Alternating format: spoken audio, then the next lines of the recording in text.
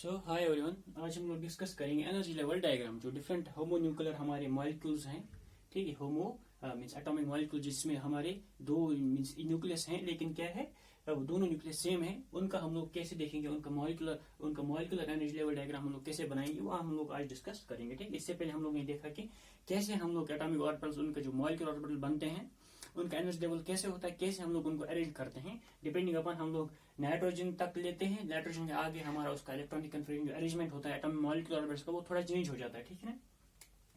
तो सबसे पहले हम लोग सिंपल स्टार्ट करेंगे N2 मींस H2 मॉलिक्यूल का।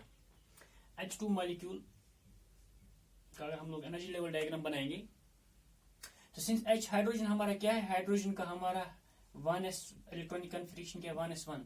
तो अगर हम लोग दो हाइड्रोजन लेंगे तो एक हाइड्रोजन का 1s1, दूसरे हाइड्रोजन का भी 1s1 आपस में कंबाइन होने के बाद मॉलिक्यूलर ऑर्बिटल बनाएंगे। तो मॉलिक्यूलर ऑर्बिटल में ये दो इलेक्ट्रॉन्स रहेंगे according to molecular orbital theory, ठीक। अगर हम लोग यहाँ पे सिंपल एग्जांपल लेंगे, ये मेरा हाइड्रोजन है, ये हमारा हाइड्रोजन एक एटम है, दूसरा हाइड्रोजन यहाँ से, दूसरा एटम यहाँ से आ गया। यहाँ पे 1s ऑर्बिटल, ये भी हमारा 1s एटॉमिक ऑर्बिटल, यहाँ पर भी हमारा एक इलेक्ट्रॉन, यहाँ पर भी हमारा एक इलेक्ट्रॉन, ठीक है। अब ये जब एटॉमिक ऑर्बिटल आपस में कंबाइन होने के क्या बनाते हैं, एटॉमिक ऑर्बिटल्स आपस में कंबाइन होने के बाद मॉलिक्यूलर ऑर्बिटल्स बनाते हैं। ये हमारा मॉलिक्यूलर ऑर्बिटल बन गया, ठीक है। अब दो इलेक्ट्रॉन है, एक इलेक्ट्रॉन यहाँ इसका, एक इलेक्ट्रॉन इसका, क्योंकि मैक्सिमम एक ऑर्बिटल में दो इलेक्ट्रॉन चले जाते हैं। तो यहाँ पे हमारा क्या हो गया, अगर हम लोग यहाँ पे भी बॉन्ड ऑर्डर निकालेंगे तो हम लोग हमारा बन गया सिग्मा 1s और ये बन गया हमारा सिग्मा स्टार 1s। दो बॉन्डिंग ऑर्बिटल, दो मॉलिक्यूलर ऑर्बिटल्स बन गए, बॉन्डिंग वाला और एंटी बॉन्डिंग वाला, ठीक है। क्योंकि जितना हमारा एटॉमिक ऑर्बिटल मिक्स होते हैं उतना हमारा और मॉलिक्यूलर ऑर्बिटल्स बनता है, जो हम लोग ने ऑलरेडी डिस्कस किया है। अगर हम लोग यहाँ पे बॉन्ड ऑर्डर निकालेंगे तो वो किसके बराबर होता है, half of number of bonding electrons. Bonding electrons कितने हैं यहाँ पे, number of bonding electrons minus number of anti bonding electrons, ठीक है। तो 1/2 नंबर ऑफ बॉन्डिंग इलेक्ट्रॉन्स यहाँ पे कितने हैं, 2 है, और number of anti bonding electron क्या है, 0 है, कुछ नहीं है। तो 2/2 हो गया 1।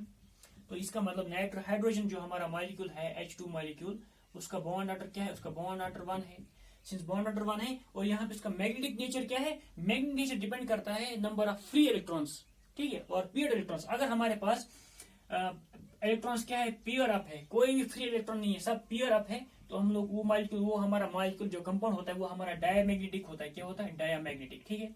और अगर हमारे पास क्या है, और अगर हमारे पास इलेक्ट्रॉन्स फ्री होते हैं, फ्री इलेक्ट्रॉन, सिंगल इलेक्ट्रॉन होगा एक ऑर्बिटल में, वो हमारा मॉलिक्यूल क्या होता है, मैग्नेटिकली एक्टिव होता है, उसको हम लोग बोलते हैं पैरामैग्नेटिक। वो हमारा पैरामैग्नेटिक नेचर होता है, ठीक है। तो सिंस यहाँ पे क्या है, पियर्ड इलेक्ट्रॉन है, जब पियर्ड इलेक्ट्रॉन, क्योंकि हम लोग को एटॉमिक ऑर्बिटल नहीं देखना, हम लोग को मॉलिक्यूलर ऑर्बिटल देखना है, क्योंकि हम लोग मॉलिक्यूलर ऑर्बिटल थ्योरी पढ़ रहे हैं। मॉलिक्यूलर ऑर्बिटल थ्योरी में क्या बोलते हैं कि हमारे इलेक्ट्रॉन्स जो होते हैं वो हमारे ऑर्बिटल्स में होते हैं, मॉलिक्यूलर ऑर्बिटल्स में होते हैं। तो सिंस यहाँ पे मॉलिक्यूलर ऑर्बिटल में पेयर ऑफ इलेक्ट्रॉन है, पेयर ऑफ इलेक्ट्रॉन, तो इसका मतलब H2 मॉलिक्यूल हमारा क्या होगा, डायमैग्नेटिक होगा। अगर मैं सिंपल, इसका मतलब ये डायमैग्नेटिक हो गया। बॉन्ड ऑर्डर क्या है, बॉन्ड ऑर्डर 1 है और डायमैग्नेटिक है। इस तरह अगर मैं H2 प्लस अभी लूंगा, H2 प्लस, सिंस एक हाइड्रोजन में एक इलेक्ट्रॉन होता है, दूसरे हाइड्रोजन में दूसरा इलेक्ट्रॉन होता है, इसका मतलब यहाँ पे टोटल इलेक्ट्रॉन्स कितने हैं, 2, लेकिन यहाँ पे पॉजिटिव चार्ज है तो -1 हो जाएगा। तो ओवरऑल इलेक्ट्रॉन्स कितने हैं, एक। इसका मतलब H2 मॉलिक्यूल में हमारा टोटल नंबर ऑफ इलेक्ट्रॉन्स कितने हैं, ओनली सिंगल इलेक्ट्रॉन वहां पे है। तो अगर हम लोग H2 मॉलिक्यूल का यहाँ पे स्ट्रक्चर दिखाएंगे, एनर्जी लेवल डायग्राम बनाएंगे, तो सिंस एक ही में 1s में इसका एक इलेक्ट्रॉन होगा और जो दूसरा एटम का 1s होगा वहां से एक इलेक्ट्रॉन निकला है, तो वहां पे कोई नहीं, वहां पे 0 यहाँ पे होगा, 0 इलेक्ट्रॉन होगा यहाँ पे। अब जब यहाँ पे एटॉमिक ऑर्बिटल्स कंबाइन होने के बाद मॉलिक्यूलर ऑर्बिटल्स बनाएंगे, एक तो बॉन्डिंग बनाएंगे और एंटी बॉन्डिंग, ये हमारा सिग्मा 1s होगा, ये हमारा हो गया सिग्मा स्टार 1s। यहाँ पे हमारा सिंगल एक इलेक्ट्रॉन आ जाएगा, क्योंकि ओनली एक इलेक्ट्रॉन यहाँ पे प्रेजेंट है। अब यहाँ से हम लोगों को क्या पता चला, सिंस यहाँ पे सिंगल इलेक्ट्रॉन है, इसका मतलब H2 प्लस हमारा क्या है, सिंगल इलेक्ट्रॉन है, लेकिन यह पैरामैग्नेटिक नेचर है। मैंने क्या बोला, अगर हमारे पास सिंगल इलेक्ट्रॉन है तो इसका मतलब वो पैरामैग्नेटिक नेचर होगा, इसका मतलब मैग्नेटिक फील्ड को अट्रैक्ट करेगा टुवर्ड्स सेल्फ। अगर हमारे पास होगा H2 प्लस, ठीक है।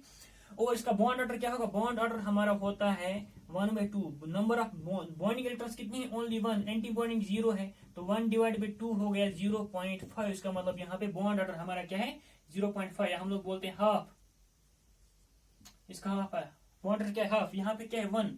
तो अगर हम लोग एनर्जी देंगे, इस बॉन्ड को भी तोड़ने के लिए एनर्जी देंगे, इस बॉन्ड को भी तोड़ने के लिए एनर्जी देंगे, तो हम लोग को एनर्जी ज्यादा किसमें लगेगा, ऑब्वियसली इसमें लगेगा, क्योंकि यहाँ पे बॉन्ड ऑर्डर क्या है 1 है। और अगर हम लोग इस पे एनर्जी देंगे, इसमें बॉन्ड ऑर्डर ओनली हाफ है, इसका मतलब यहाँ पे एनर्जी कम लगेगा, क्योंकि बॉन्ड एनर्जी क्या होता है, बॉन्ड डिस्ट्रक्शन एनर्जी, कितना एनर्जी लगेगा एक बॉन्ड को तोड़ने के लिए। अगर एक कंप्लीट बॉन्ड है, 1 बॉन्ड है, तो इसका मतलब एनर्जी ज्यादा लगेगा। और अगर हमारे पास सिंगल बॉन्ड वहां पे अटैच है, इसका मतलब वहां पे बॉन्ड का एनर्जी लगेगा कम लगेगा, ठीक है।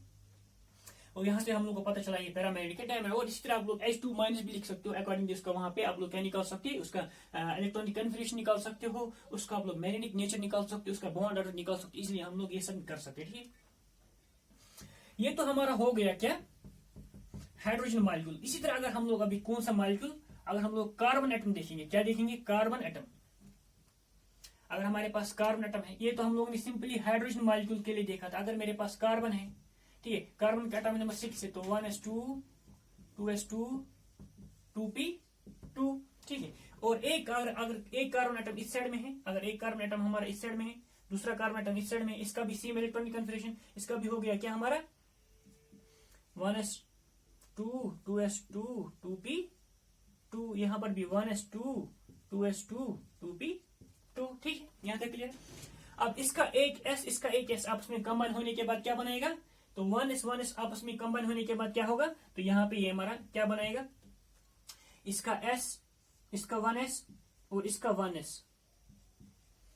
आपस में कंबाइन होने के बाद ये एटॉमिक ऑर्बिटल से, यहाँ पर भी है मेरे 2 इलेक्ट्रॉन्स है, यहाँ पर भी मेरे 2 इलेक्ट्रॉन्स है, एक कार्बन के लिए 2 इलेक्ट्रॉन। और इसी तरह अगर मैं दूसरा कार्बन लूंगा, यहाँ पे दूसरा कार्बन यहाँ पे लूंगा 6 1s2 2s2 2p2, तो ये s और ये s आपस में कंबाइन हो जाएंगे, क्योंकि हम लोग इसका लिख रहे हैं C2 मॉलिक्यूल का हम लोग लिख रहे हैं एनर्जी डायग्राम, ठीक है। तो यहाँ पे 2 यहाँ पे 2, तो ये कंबाइन होने के बाद एक तो बॉन्डिंग ऑर्बिटल बनाएगा और दूसरा क्या बनाएगा, एंटी बॉन्डिंग ऑर्बिटल। तो यहाँ पे बॉन्डिंग को हम लोग क्या लिखते हैं, सिग्मा 1s, और एंटी बॉन्डिंग को क्या लिखते हैं, सिग्मा स्टार 1s। तो 2 इलेक्ट्रॉन यहाँ पे आ जाएंगे और 2 इलेक्ट्रॉन यहाँ पे आ जाएंगे, क्योंकि 4 इलेक्ट्रॉन, तो ये इसमें फिक्स हो गया 4 इलेक्ट्रॉन, ठीक है। ये तो हो गया 1s खत्म। अब बचा क्या, 2s और एक का 2s,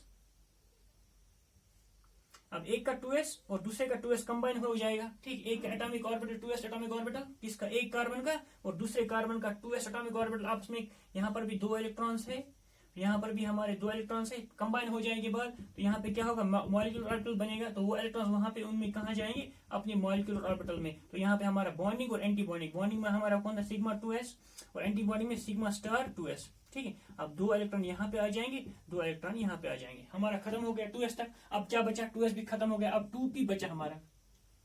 p में कितने होते, 3 ऑर्बिटल, s में हमारा सिंगल 1 ऑर्बिटल, तो हम लोगों ने यहाँ पे दिखाया। p में कितने होते, 3 होते, तो p को 3 दिखाने के हम लोग क्या करेंगे, 1 2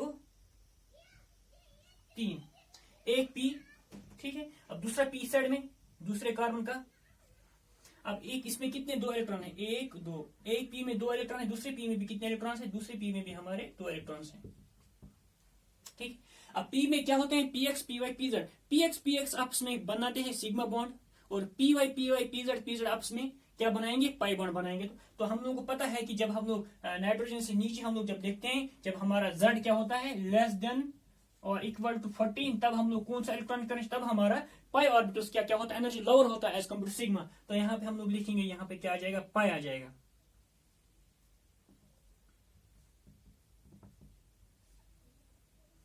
पाई 2py पाई 2pz, ठीक है। और इसके बाद हमारा सिग्मा होता है, सिग्मा 2px, ये तो बॉन्डिंग हो गया। और एंटी बॉन्डिंग क्या बनेगा, एंटी बॉन्डिंग यहाँ पे बनेगा हमारा पाई 2py पाई 2pz, pi star, pi star 2py pi star, sigma bonding और एंटी बॉन्डिंग। और यहाँ सबसे ऊपर क्या होगा, सिग्मा 2px और सिग्मा स्टार 2px, तो ये आपस में कंबाइन हो जाएंगे, तो ये क्या बनाएंगे,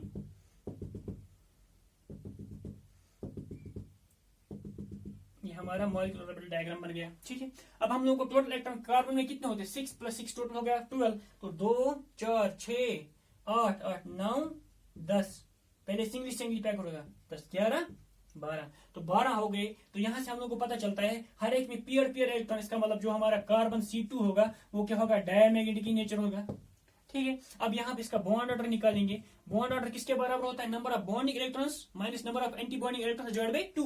तो बॉन्डिंग इलेक्ट्रॉन्स कितने हैं यहाँ पे, 2 4 5 6 7 8, तो हमारा बॉन्डिंग इलेक्ट्रॉन्स कितना है, बॉन्डिंग इलेक्ट्रॉन्स हमारा है 8, माइनस एंटी बॉन्डिंग कितने हैं, 2 4 हमारे एंटी बॉन्डिंग इलेक्ट्रॉन्स है, तो ये हो गया 4 डिवाइड बाय 2 हो गया। तो इसका मतलब कार्बन के बीच में क्या है, यहाँ पे डबल बॉन्ड है और डायमैग्नेटिक इन नेचर है।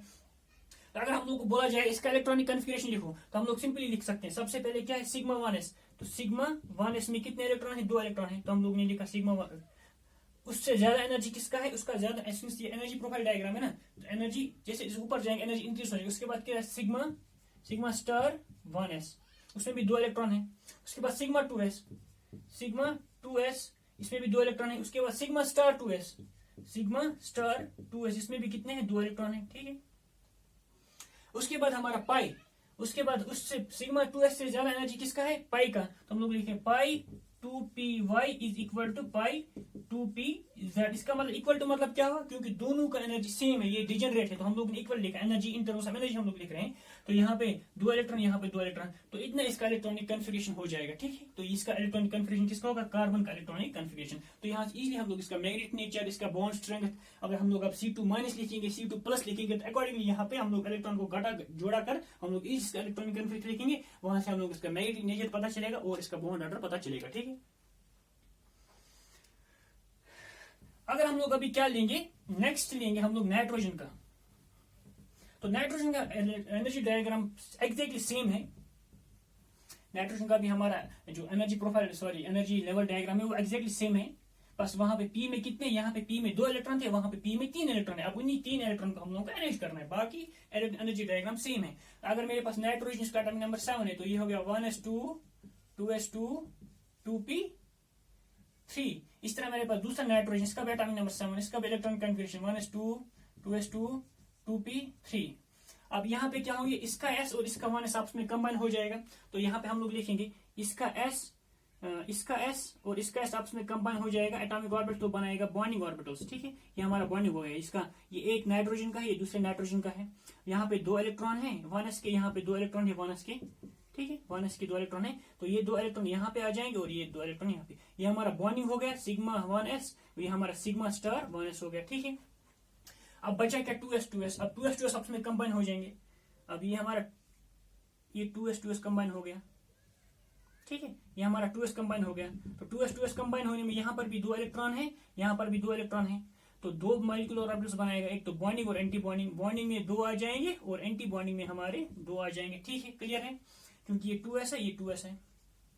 उसके बाद बचा हमारा 2p, यहाँ इस एटम का, इस नाइट्रोजन एटम का 2p और इस नाइट्रोजन एटम का 2p, ठीक है। अब यहाँ पे 2p में p में कितने ऑर्बिटल, जैसे मैंने पहले बोला p में 3 होते हैं, 1 2 3। यहाँ से भी हम लोग लिख सकते हैं p में कितने होते हैं, 1 2 3। यहाँ से हम लोग लिख सकते हैं p में कितने हैं, 1 2 3, ठीक है। अब 3 ऑर्बिटल में 3 इलेक्ट्रॉन, 1 2 3, यहाँ पे हमारा 1 2 3, तो ये भी हमारा क्या है, 2p है, ये भी हमारा 2p है, ठीक है। अभी आपस में क्या बनाएंगे, जैसे मैंने बोला है, जैसे हम लोग p ऑर्बिटल में देखते हैं कि पाई का एनर्जी लोअर होता है सिग्मा, तो यहाँ पे हम लोग लिखते हैं पाई 2py, ये पाई 2pz, ठीक है। उसके बाद हमारा सिग्मा होता है, सिग्मा यहाँ पे सिग्मा 2px, ठीक है, सॉरी सिग्मा 2px, ठीक है। और इसी तरह ऊपर क्या होंगे, ऊपर होंगे पाई स्टार, एंटी बॉन्डिंग हो गई, बॉन्डिंग हो गई एंटी बार 2py और पाई स्टार 2pz, और सबसे ऊपर क्या होगा, सिग्मा स्टार 2px, ठीक है। अब ये एनर्जी प्रोफाइल ये कहां से निकले, ये p से निकले हैं, तो इनको इसके साथ जोड़ेंगे, ठीक है।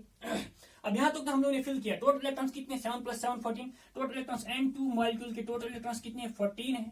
अब 14 अरेंज करो, यहाँ पे 2 4 6 8 8 9 10 11 12 13 14, तो 14 इलेक्ट्रॉन्स आ गए। इसका मतलब हर एक ऑर्बिटल में 2 इलेक्ट्रॉन है, पेयर ऑफ इलेक्ट्रॉन है। इसका मतलब N2 मॉलिक्यूल हमारा क्या है, अगर हम लोग N2 मॉलिक्यूल लेंगे, ये क्या है, ये डायमैग्नेटिक इन नेचर है, ठीक है, क्योंकि हर एक जगह पेयर ऑफ इलेक्ट्रॉन है।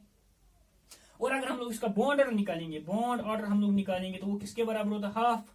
नंबर ऑफ बॉन्ड कितने हैं, 2 4 6 8 8 2 10 10 हमारे बॉन्डिंग, और एंटी बॉन्डिंग में कितने हैं, 4 -4, तो हो गया 10 - 4 6 / 2, वो हो गया हमारा 3। तो बॉन्ड ऑर्डर N2 के में क्या है, बॉन्ड ऑर्डर यहाँ पे 3 है। इसका मतलब नाइट्रोजन और नाइट्रोजन के बीच में कितना बॉन्ड है, ट्रिपल बॉन्ड, 1 2 3 बॉन्ड ऑर्डर दिखा रहा है यहाँ पे, ठीक है।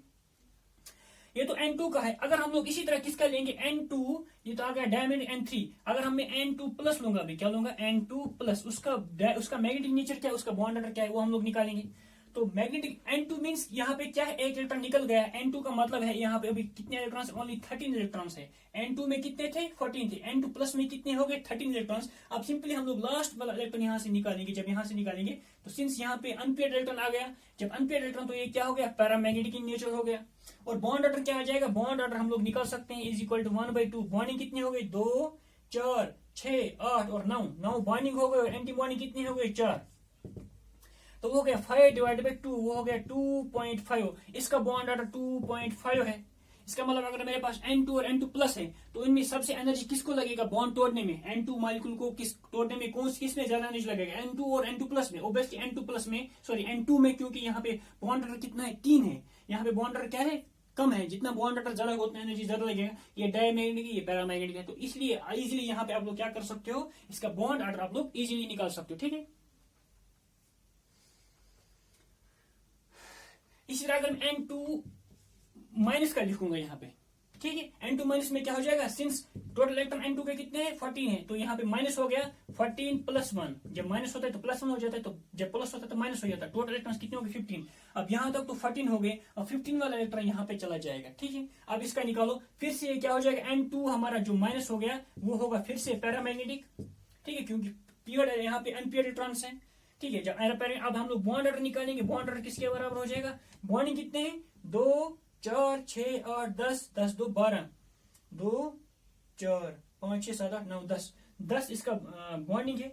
और एंटी बॉन्डिंग कितने हैं, 2 4 4 5 एंटी बॉन्डिंग है। तो हो गया फिर से 5/2, तो इसका फिर से बॉन्ड ऑर्डर 2.5। तो यहाँ पे बॉन्ड ऑर्डर इसका 2.5 है। तो सबसे हाईएस्ट बॉन्ड ऑर्डर किसका है, N2 प्लस और N2 माइनस में सबसे ज्यादा बॉन्ड ऑर्डर किसका, N2 का। तो इजिली आप लोग इस एनर्जी प्रोफाइल डायग्राम, इसके अकॉर्डिंगली आप लोग इलेक्ट्रॉनिक कन्फिगरेशन लिखोगे, σ1s2 σ*1s2 σ2s2 σ*2s2 π2py2 π2pz2 π σ2pz2। इसी तरह से हमारा π*2p1 π*2py1, ठीक है। तो इजिली आप लोग यहाँ से इसका इलेक्ट्रॉनिक कन्फिगरेशन निकाल सकते हो, इसका मैग्नेटिक निकाल सकते हो, इसका बॉन्ड ऑर्डर निकाल सकते हो, ठीक है ना। तो ये तो हो गया हमारा, जो अब जहां तक हम लोगों ने देखा था कि जहां पे इलेक्ट्रॉनिक कन्फिगरेशन क्या होता है, कि जहां पे हमारा पाई ऑर्बिटल्स नीचे आते हैं, उसके बाद हमारा सिग्मा आता है, उसके बाद फिर से पाई, उसके बाद सिग्मा। लेकिन जो हमारा नेक्स्ट जो होगा, हम लोग जैसे ऑक्सीजन, फ्लोरीन और नियॉन मॉलिक्यूल का देखेंगे, वहां पे हम लोग देखेंगे यहाँ पे ये वाला ऑर्डर क्या हो जाता है, थोड़ा वेरी हो जाता है। वो हम लोग देखेंगे नेक्स्ट लेक्चर में, ठीक है। Thank you.